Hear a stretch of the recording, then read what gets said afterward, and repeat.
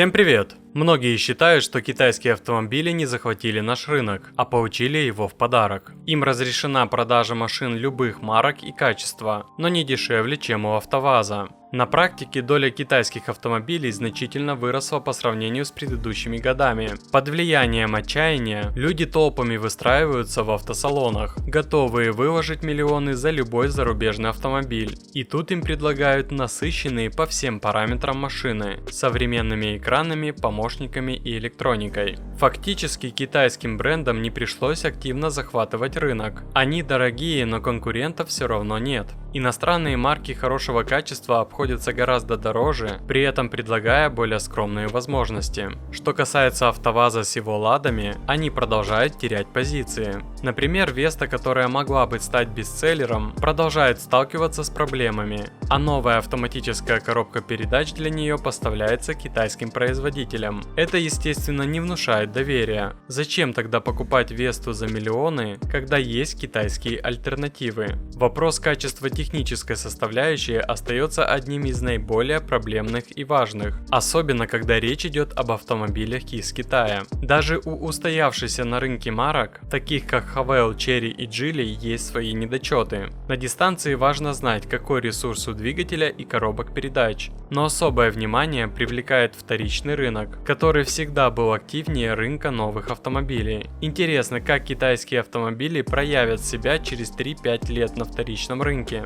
учитывая общую экономическую ситуацию. В последнее время множество отзывов о китайских автомобилях, которые ломаются уже до 50 тысяч километров, а иногда даже в гарантийный срок, вызывает беспокойство. Основные жалобы касаются двигателей и коробок передач, которые являются одними из самых дорогостоящих для ремонта узлов автомобиля. Однако в большинстве случаев не приводятся конкретные факты поломок. Отзывы с поломками китайских машин часто сопровождаются комментариями вроде «это китайское качество», прикрепленными фотографиями разобранных моторов в качестве доказательства. Критикуют и китайские коробки переключения передач, в том числе роботы и вариаторы, устанавливаемые практически на все модели китайских брендов. Исключение составляют только механические коробки передач и классические автоматы, с которыми, как правило, проблем не возникает. Однако фотографии разобранных коробок с неизвестных автомобилей на неизвестном пробеге, выкладываемые в комментариях, вызывают сомнения.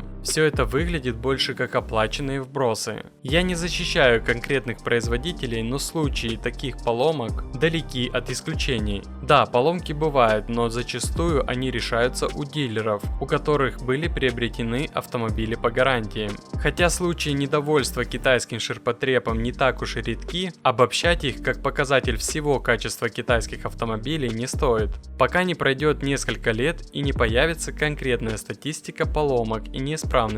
Говорить об ресурсе и надежности по меньшей мере преждевременно. На текущий момент я вижу положительную тенденцию, и вот почему. Многие китайские двигатели имеют конструкцию, аналогичную уже существующим на рынке. Например, мотор Chery 1,5 литра с турбиной обладает прочным блоком цилиндров из чугуна, распределенным впрыском и отсутствие проблем с нагаром во впуске. На практике этот двигатель работает почти 200 тысяч километров без поломок и проблем, при условии своевременного обслуживания и использования качественного топлива. Другие двигатели, как правило, повторяют конструкцию уже давно существующих на рынке. Например, 2-литровые моторы на Хавалах многим аналогичны двигателям от VAG группы и при правильном уходе могут пройти 300 тысяч километров без капитального ремонта. Что касается коробок передач, большинство из них также являются копиями уже существующих моделей. Однако качество материалов, используемых для изготовления деталей, иногда вызывают сомнения.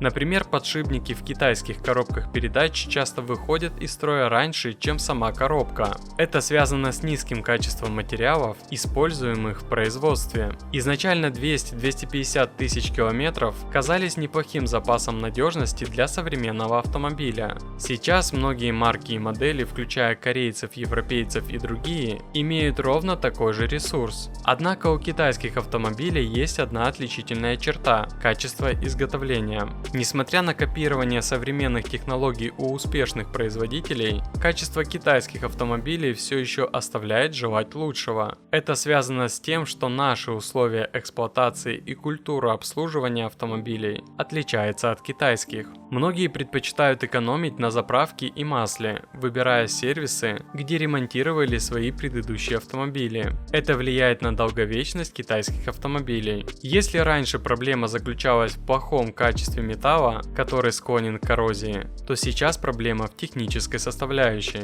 Многие владельцы сталкиваются с проблемами уже через несколько лет эксплуатации. На сегодняшний день, если китайский автомобиль отработал 3-5 лет, это уже много. Его ресурс исчерпан, и теперь требуются значительные вложения в ремонт. А еще я не упомяну, что если случится ДТП с этой свежей для нашего рынка моделью, отремонтировать машину будет нелегко. К сожалению, запчасти на новые автомобили, особенно кузовные, еще не поступают в достаточном количестве. К тому же, когда модель появится на нашем рынке, она уже может успеть сменить одно или даже два поколения на своей родине, что может повлиять на доступность запчастей и обслуживания. По итогу китайские автомобили находятся в шатком положении из-за вопросов к качеству сборки, низкой ликвидности на вторичном рынке и неясности по поводу ресурса основных агрегатов. Многие автолюбители все еще не готовы вложить свои деньги в китайские автомобили, особенно на вторичном рынке. Однако, возможно, ситуация изменится в будущем. Все больше людей предпочитают китайские автомобили из-за гарантии и отсутствия необходимости разбираться со сложной иномаркой. Такие вбросовые случаи, как поломка одного китайского автомобиля из сотен тысяч, с течением времени будут забыты.